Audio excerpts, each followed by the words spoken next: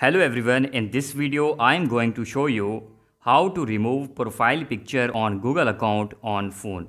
So let's begin. First, make sure that you are connected with the internet, and once connected with the internet, simply go and open your settings application in your mobile. So tap on this. Here, scroll down little bit and find Google option. So tap on Google. Here you need to tap and select the account for which you want to remove the profile picture. I want to remove this account profile picture, so I select it. Here tap on manage your Google account.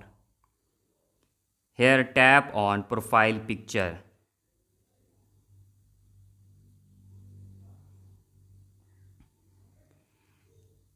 And at the bottom right corner you see the option of remove, and this way you can remove your Google account's profile picture.